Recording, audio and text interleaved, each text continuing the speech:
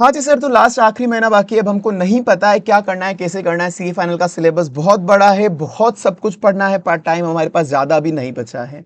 तो कुछ चीज़ें एक्चुअली होता है कि आप बहुत सारा बर्डन दिमाग में लेके ऑलरेडी रखते हो, चीज़ें आपको क्लियर नहीं हो पाती है क्योंकि आपके पास प्रॉपर पाथ नहीं होता है कैसे आपको उस पे चलना है। तो आइए शुरू करते हैं अपन। देखो, मैं ज़्यादा टाइम वेस्ट नहीं करूंगा क्योंकि अभी आपका टाइम बहुत इंपॉर्टेंट है। मैं फिर पॉइंट टू पॉइंट बात करता हूँ। देखो, लास्ट 1 मंथ बचा है, उसके अंदर आपकी फाइनल एक अपनी स्ट्रेटेजी क्या होनी चाहिए पढ़ाई की, कैसे आपको स्मार्ट रिवीजन करना है, साथ में कुछ स्मार्ट टैक्स, ये अपन डिस्कस करने वाले हैं। तो इस वीडियो के अंदर अपन डिस्कस करेंगे एक तो लास्ट 1 मंथ के अंदर अभी आपका टाइम टेबल क्या होना चाहिए, स्पेसिफिकली कितने दिन आपको कौन कौन सब्जेक्ट के करने हैं, सारी सब्जेक्ट के अंदर अब ऑलमोस्ट क्या क्या इंपॉर्टेंट चैप्टर है जहां पे आपको ध्यान देना है, और उनमें भी आपको किस स्ट्रेटेजी और स्पेसिफिक हैक्स के साथ पढ़ना है। अपन ये सारी चीजें अपन एक एक करके पढ़ते हैं। थोड़ा मैं जल्दी जल्दी बताऊंगा ताकि आपका टाइम वेस्ट ना हो। चलो शुरू करते हैं अपन। सबसे पहले अपन बात करते हैं कि देखो, आपको टाइम टेबल क्या रखना है। अगर आप बोथ ग्रुप रख रहे हो, सबसे पहले ना, अगर आपका अभी भी कुछ नहीं हुआ है, मतलब अभी भी आप दिमाग में लेके बैठे हो बहुत चीजें, टाइम टेबल नहीं बनाया, देखो भाई आखिरी 1 महीना बाकी है, प्लीज टाइम टेबल आप याद रख के बना लो। तो अगर आप बोथ ग्रुप पढ़ रहे हो तो ये एक टाइम टेबल का मैंने एक बेसिक गाइडेंस दिया, आप इसको थोड़ा अपने हिसाब से मॉडिफाई कर सकते हो। अभी बोथ ग्रुप के अंदर भी आप एक पूरा का पूरा रिवीजन कर सकते हो, प्लस एक स्मार्ट रिवीजन कर सकते हो। मतलब आपके 2 रिवीजन यहां पर कंप्लीट हो जाएंगे। 2 रिवीजन कैसे कंप्लीट हो जाएंगे? देखो, आपको पहले क्या करना है, एफआर को एक दिन भी अभी फर्स्ट रिवीजन में, फुल रिवीजन में अभी टाइम डिवोट नहीं करना है। एफआर को आप भूल जाओ, मैं बताऊंगा रीजन क्या है।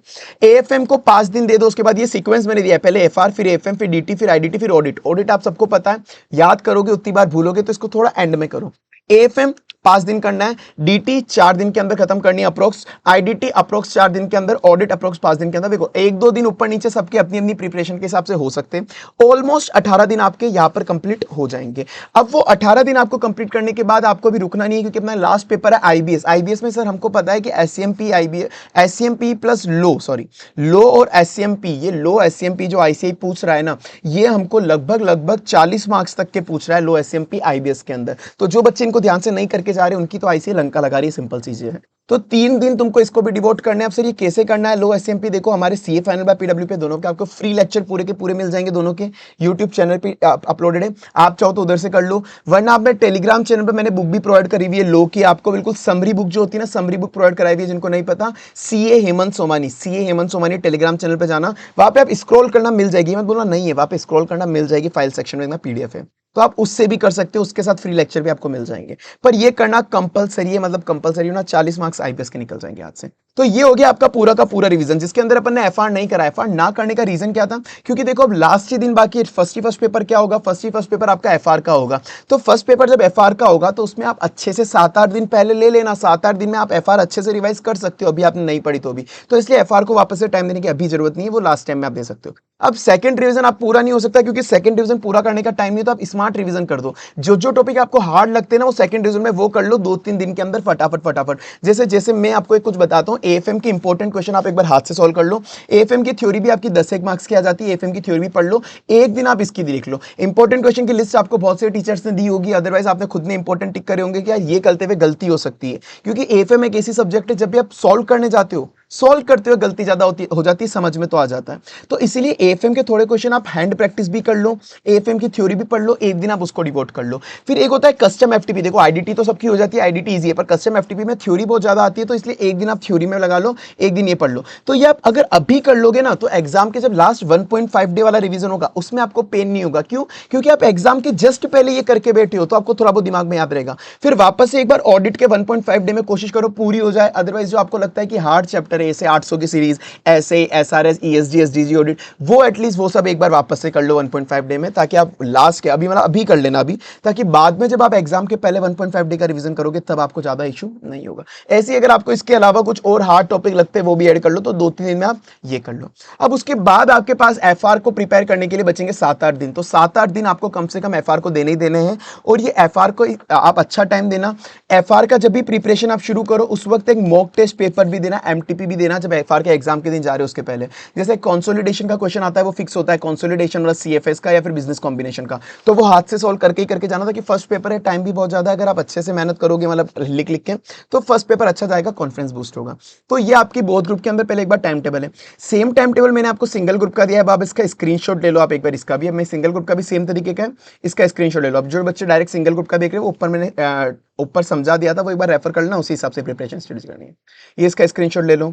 फिर वापस से अब अपन चलते हैं कुछ एक स्पेसिफिक पॉइंट जो आपको कंसिडर करने हैं। देखो, वैसे तो आपको क्या करना होता है पढ़ाई के लिए, आपको सिंपल चीज पता है कि आपको क्या क्या करना है। सर हमको जितने भी अपना क्वेश्चन बैंक है अच्छे से, जितने भी आरटीपी एमटीपी सब कुछ करनी है सर, हमको सब अच्छे से करना है।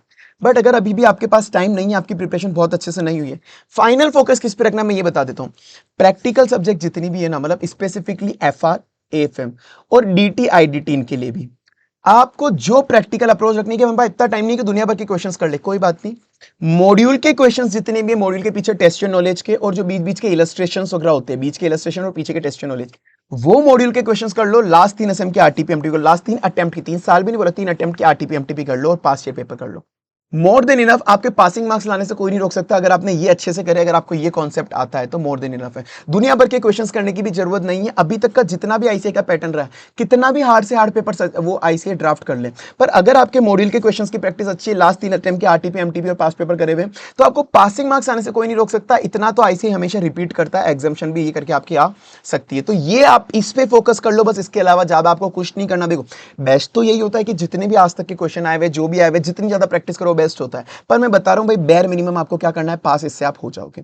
ठीक है, उसके बाद एक मॉक टेस्ट पेपर हर सब्जेक्ट का देना है, हर सब्जेक्ट मतलब हर सब्जेक्ट, थ्योरी का नहीं दो तो चलेगा, ऑडिट वगैरह का ठीक है, पर प्रैक्टिकल सब्जेक्ट का याद रखिए एक मॉक टेस्ट देना। मॉक टेस्ट से दिक्कत क्या, मतलब अच्छी बात क्या होती है कि अगर आप एग्जाम में डायरेक्ट पेपर लिखने जाते हो ना, कॉन्फिडेंस ही नहीं आता, लिखना कैसे, सॉल्व कैसे करना है, 3 घंटे में टाइम कैसे मैनेज करना है। ये चीज आप पहले अभी कर लोगे ना तो एग्जाम टाइम में आपको हेल्प रहेगी। जो गलती आप पे करोगे वो गलती पहले घर पे बैठ जाओ, 3 घंटे रूम बंद करो और बैठ जाओ चुपचाप, ये आपको मॉक टेस्ट देना है। तो ये आपको मेनली आपको ध्यान रखना ही रखना है।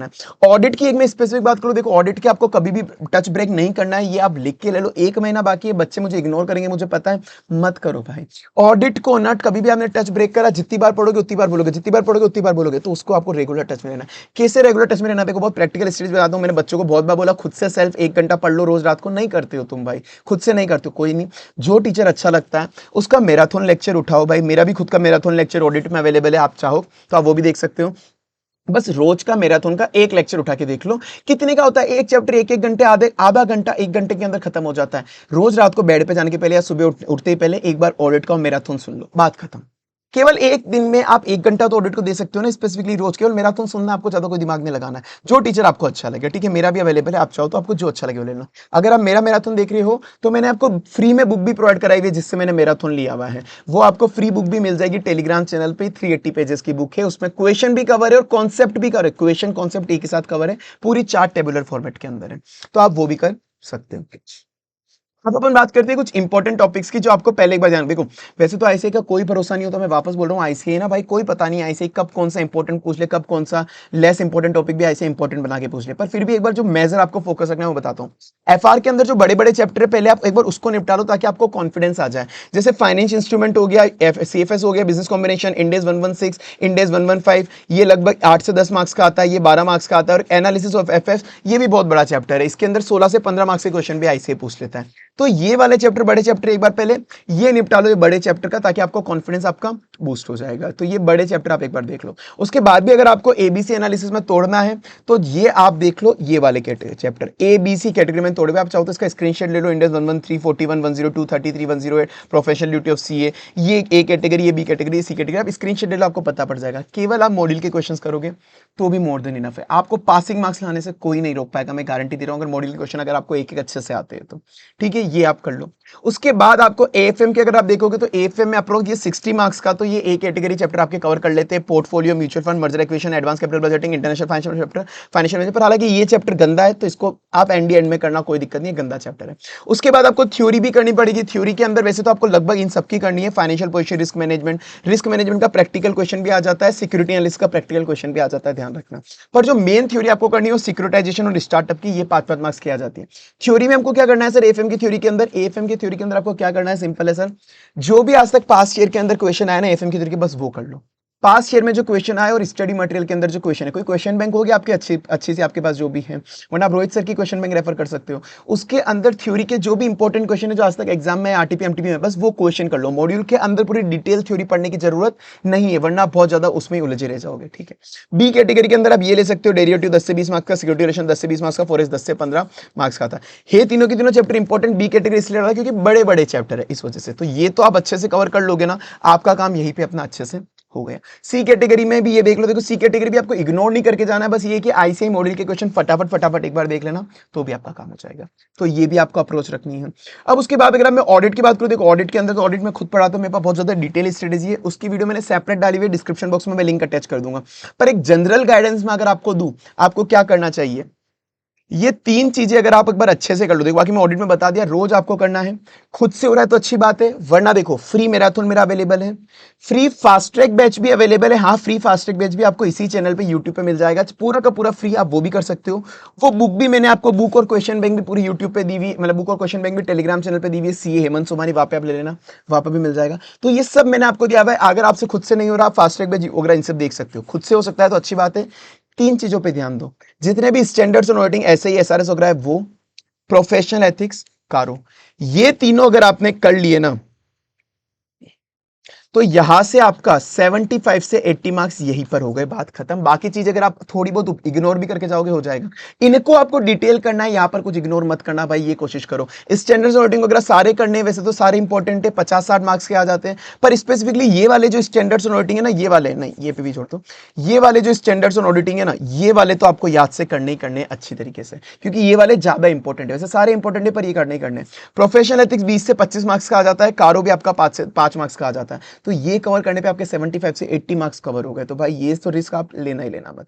ठीक है, ये आप कवर कर लो। बाकी एसजी एसडीटी 5 मार्क्स दिला देगा, बैंक एनबीएफसी 6 से 10 मार्क्स दिला देगा, और साथ में पीएसयू ग्रुप ऑडिट 5 से 8 मार्क्स, ड्यू डिलिजेंस वगैरह 5 मार्क्स, और डिजिटल 5 मार्क्स। ये अगर चैप्टर आपसे खुद से नहीं हो पा रहे पूरे के पूरे, यूट्यूब लेक्चर आप देख सकते हो, पर इसके अंदर क्या है, मैंने इंपॉर्टेंट टॉपिक्स की लिस्ट रिलीज करी हुई है, वो इंपॉर्टेंट टॉपिक की लिस्ट में नीचे लगा दूंगा डिस्क्रिप्शन बॉक्स के अंदर, या फिर टेलीग्राम चैनल पर मैंने डाली हुई ऑलरेडी, कि इन चैप्टर्स के अंदर माना आप थोड़ी बहुत चीजें कुछ कुछ इग्नोर करके जा रहे हो, पर मैंने टॉपिक बता दिया कि भाई ये वाले तो छोड़ के मत ही जाना, इन टॉपिक से तो क्वेश्चन आ ही सकता है, तो वो मैंने टेलीग्राम चैनल पे भी डाला हुआ है, नीचे डिस्क्रिप्शन बॉक्स में भी डाल दूंगा कि भाई ये इंपॉर्टेंट टॉपिक तो मत छोड़ना इन सब के अंदर। बाकी थोड़ा बहुत छोड़ना चाहो तो छोड़ सकते हो। बाकी इसकी तो बहुत डिटेल स्ट्रेटेजी है बाकी ऑडिट के अंदर, तो अब वो मैं भी इतना डिटेल में आपको बता नहीं पाऊंगा, उसके लिए मैंने सेपरेट वीडियो बताई हुई है, वो आप देख लेना। आपको कोई भी डाउट हो कमेंट सेक्शन में बता देना। और एक और चीज देखो भाई, आपको सीटिंग कैपेसिटी आपकी 12 आवर की तो करनी पड़ेगी, 10 से 12 आवर मिनिमम सीटिंग कैपेसिटी आपको लेनी पड़ेगी। मतलब सीटिंग कैपेसिटी, इफिशिएंसी इतनी नहीं आती, जितनी देर आप सिट करते हो इफिशिएंसी कभी उतनी पूरी आती नहीं है, तो 12-13 घंटे की सीटिंग कैपेसिटी रखोगे तो धीरे धीरे आपकी इफिशिएंसी आना इंक्रीज होगी।